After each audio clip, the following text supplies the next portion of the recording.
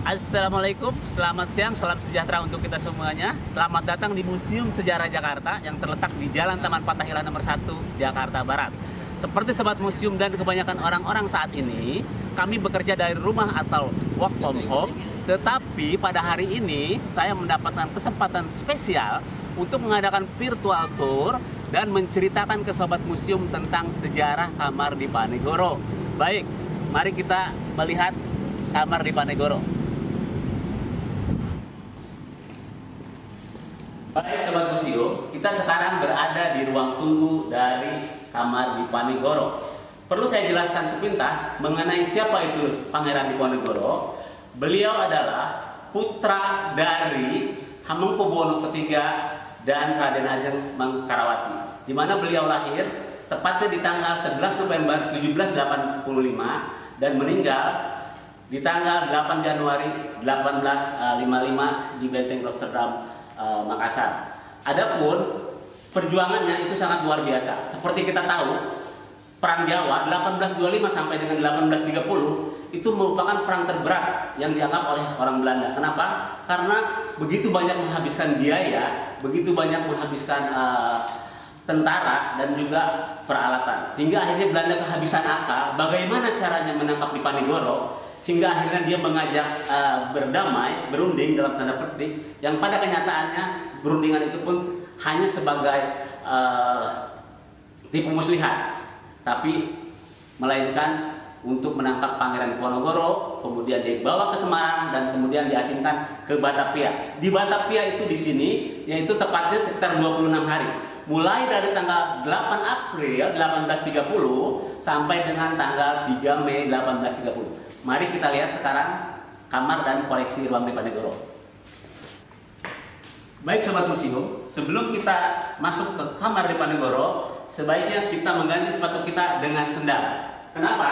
Karena supaya lantai yang terbuat dari kayu ini bisa lebih tahan lama, bisa lebih awet, dan juga pengunjung yang ada di kamar Dipanegoro ini dibatasi hanya untuk maksimal 20 orang. Kalau sudah sendalnya habis, artinya sudah tidak bisa lagi dan mereka harus menunggu yang dari atas turun bergantian. Mari kita masuk.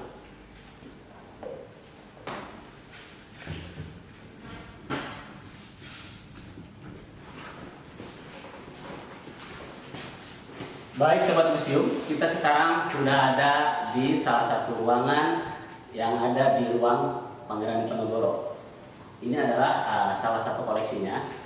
Jadi di ruangan ini dulu Pangeran Dipanegoro pernah ditawan sekitar 26 hari. Di mana di bawah ruangan ini itu ada penjara wanita.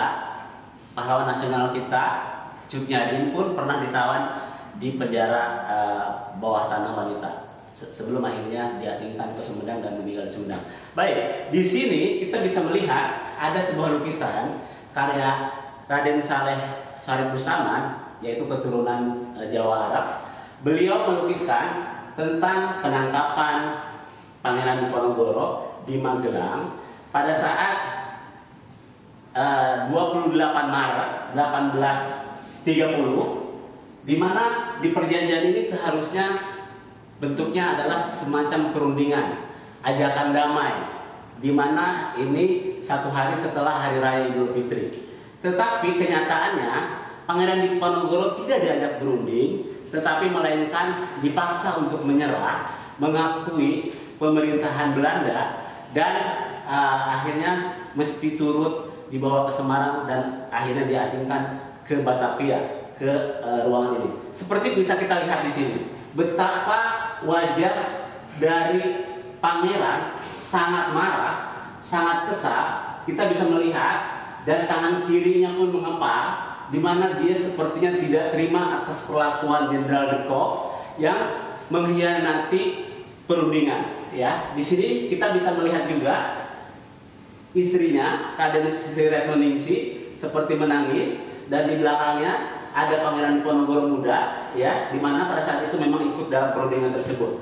Tapi yang sedikit ganjil kita bisa melihat kepala orang-orang ini, orang-orang Belanda, pembesar-pembesarnya seperti Claren, Jenderal de Kock, itu lukisannya lebih besar ketimbang tubuhnya. Kita bisa melihat, dan ini mengartikan bahwa Raden Saleh ingin mengatakan bahwa mereka ini seperti monster atau seperti raksasa, ya, jadi menyeramkan karena memang mereka sudah menipu mengkhianati Pangeran Diponegoro. Ya, ini adalah lukisan yang dibuat tahun 1857. Baik, siapa saja orang-orang yang pada saat dari Magelang, Semarang ini kemudian dibawa ke Batavia?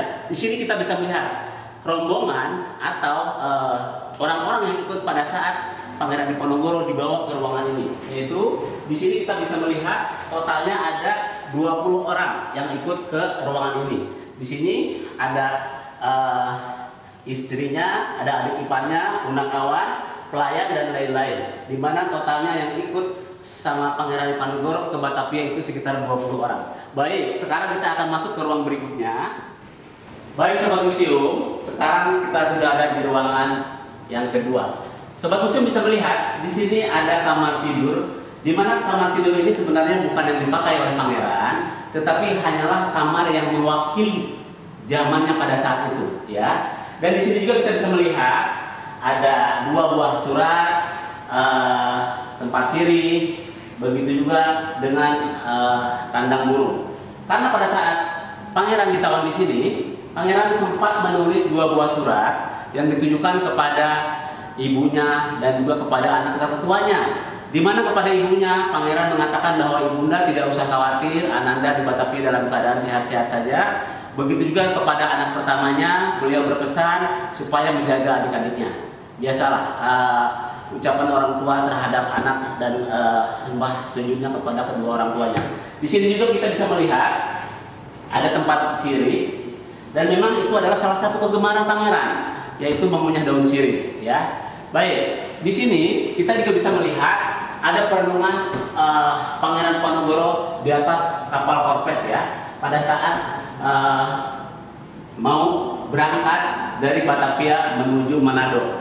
Di dalam kapal itu beliau merasakan perenungan yang sangat dalam, di mana dia mengatakan mengalami 3 kali masa yang sangat luar biasa, di mana pada usia 7 sampai 10 tahun beliau sempat diasuh oleh nenek buyutnya. Kemudian di tanggal 17 Juli 1825 pada saat rumahnya dihancurkan oleh pemerintah Belanda, dia akhirnya bergerilya berperang melawan Belanda, dan di tanggal 3 Mei ini beliau harus pergi dari Batavia ke Maluku, dan belum tentu jelas nasibnya seperti apa. Itu adalah perenungan di mana yang dia katakan merupakan salah satu tsunami besar dalam dirinya. Baik, kita lanjutkan. Di sini kita bisa melihat ada lukisan karya dari Adrianus Johannes Beek. Adrianus ini adalah salah satu hakim yang ada di Batavia. Sekaligus beliau ini adalah seorang pelukis porselin, ya, pelukis yang sangat berbakat. Jadi kalau pelukis porselin itu harus lebih cepat dan akurat. Kenapa? Karena memang porselin itu kan berputar terus, ya, jadi harus akurat. Di sini kita bisa melihat lukisan ini dibuat tahun 1830. Lukisan yang aslinya ada di Rijksmuseum di Amsterdam. Ini adalah kopiannya. Dan di sini kita bisa melihat bagaimana sosok wajah Diponegoro pada saat berada di ruang di Batavia ini. Jadi sekarang kita bisa tahu atas jasa Adrianus Beek ini, wajah Diponegoro itu seperti ini. Seperti kita bisa lihat di uang 2000, uang 5000, ya. Baik, kita akan lanjutkan ke koleksi berikutnya, ya. Ini adalah Jenderal de Kock yang pada saat itu menangkap dari Magelang, ya, membawa Pangeran Diponegoro ke Semarang dan kemudian diasingkan ke Batavia. Ke Batavia itu maksudnya ke sini, ya, ke ruang Diponegoro ini.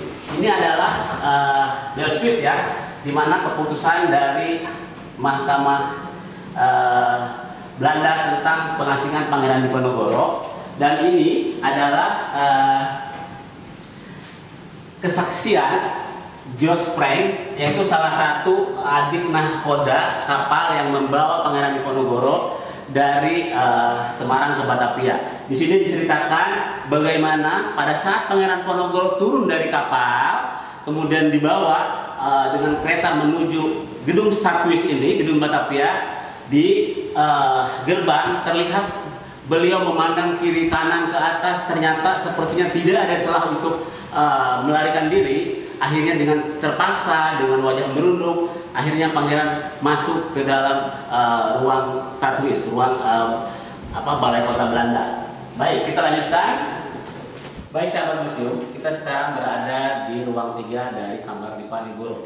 Di sini kita bisa melihat ada surat terbuka dari Suwardi Suryaningrat atau Ki Hajar Dewantara, di mana beliau menyerukan kepada pengusaha dan segenap media pada saat itu untuk menjadikan hari wafatnya, tanggal wafatnya 8 Januari jadikan sebagai di mana kita harus berlibur seperti sekolah-sekolah, ya. Dia minta supaya itu diliburkan. Kenapa? Untuk mengenang jasa dan perjuangan dari Pangeran Diponegoro.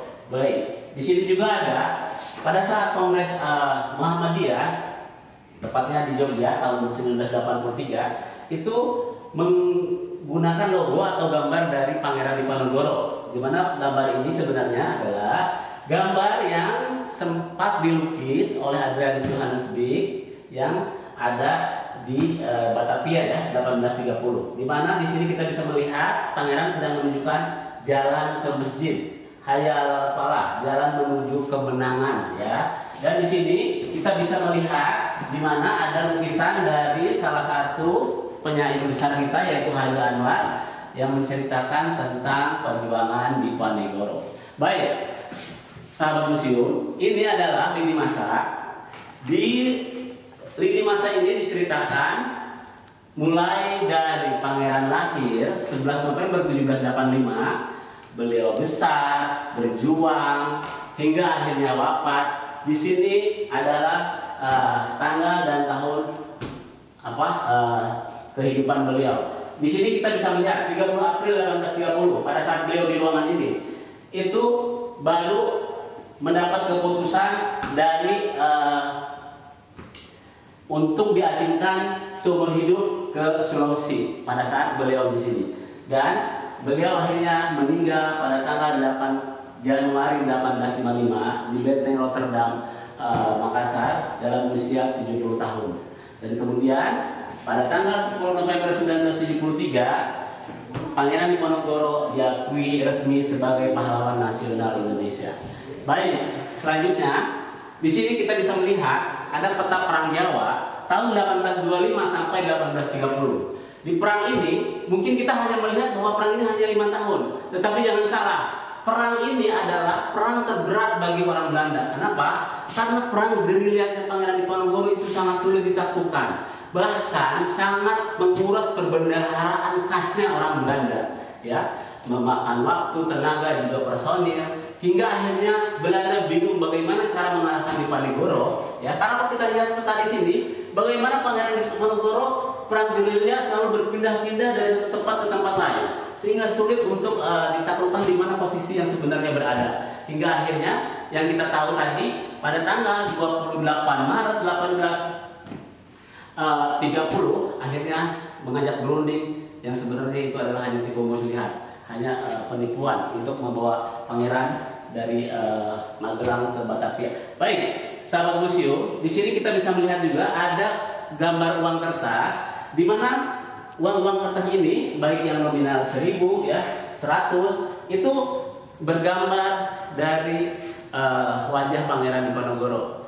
Yang gambar ini juga sama, merupakan bagian dari lukisan yang dilukis oleh Adrianus Beek pada saat beliau ditawan di ruangan ini. Baik, berikutnya ini adalah peta pengasingan Pangeran Diponegoro dari Batavia, dari ruangan ini untuk dibawa ke Manado dan terakhir di Makassar. Di sini sebenarnya kita bisa melihat ada perjalanan Pangeran Diponegoro itu pertama tidak langsung ke Makassar ya, di Manado itu sampai 3 tahun, kemudian baru di Makassar itu selama 22 tahun. Jadi perjalanan setelah dari Batavia ke Sulawesi itu sekitar 25 tahun. Hingga akhirnya beliau meninggal tepatnya di tanggal 8 Januari 1855 dalam usia 70 tahun. Baik, sahabat museum, demikian virtual tour kita kali ini. Semoga bermanfaat. Jadi jangan lupa, apabila pandemi sudah berakhir, segera kunjungi Museum Sejarah Jakarta. Terima kasih atas perhatiannya. Mohon maaf apabila ada kekurangan dalam penjelasan. Wassalamualaikum warahmatullahi wabarakatuh. Salam museum, museum di hatiku.